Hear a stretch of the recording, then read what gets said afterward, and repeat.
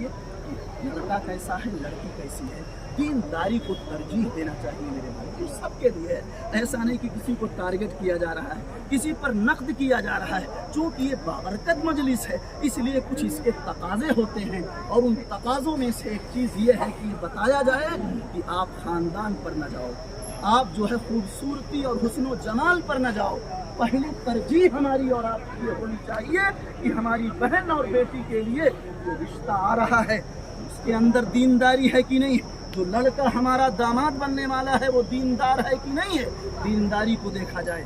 ऐसे हमारा भाई है, हमारा भाई है और हमारी बहन का रिश्ता जा रहा है किसी आदमी के यहाँ, या हमारे भाई के पास किसी लड़की का रिश्ता आ रहा है, तो लड़की के यहाँ भी दीनदारी हो, इसको देखा जाए।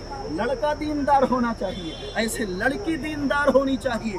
दोनों में अल्लाह के रसूल सल्लल्लाहु अलैहि वसल्लम ने जो बात की है वो अखलाक और दीन की बात की है।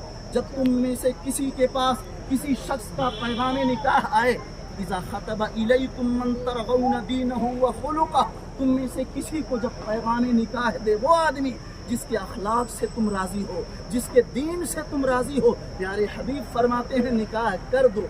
और अगर तुमने निकाह नहीं किया, दीन को ठुकरा दिया, माल नहीं था, हुस्न नहीं था, ख़ानदानी वजाहत और शराफत नहीं थी, दीन को ठुकरा दिया, प्यारे हबीब फरमाते हैं तकुन फितनतुन फिल अर्दी व फसादुन अरीद, ज़मीन में फसाद होगा, फितनाए अजीम बपा होगा। ये प्यारे हबीब हज़रत मोहम्मद रसूलुल्लाह की तालीम है।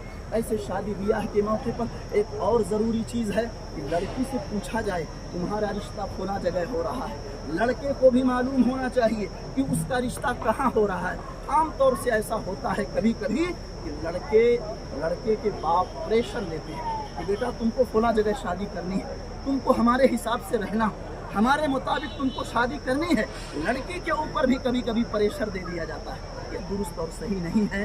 ज़िंदगी दोनों को बसानी है, लड़का लड़की से मुतमईन रहे और लड़की लड़के से मुतमईन रहे। माँ बाप को इतना ज़्यादा इंटरफियर करने का इस्लाम ने अधिकार नहीं दिया है। और ज़माने जाहिलियत में बच्चियों से पूछा भी नहीं जाता था, हमारी बच्ची है हम तुमसे पूछेंगे, हम तुम्हारे मुस्तकबल के फैसले करने वाले हैं। ये बाप का फैसला होता था, उसका एलामिया होता था।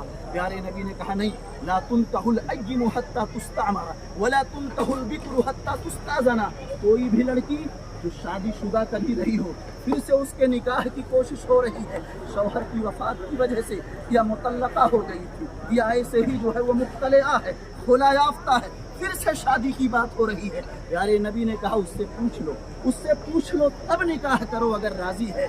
ऐसे कोई बाकिरा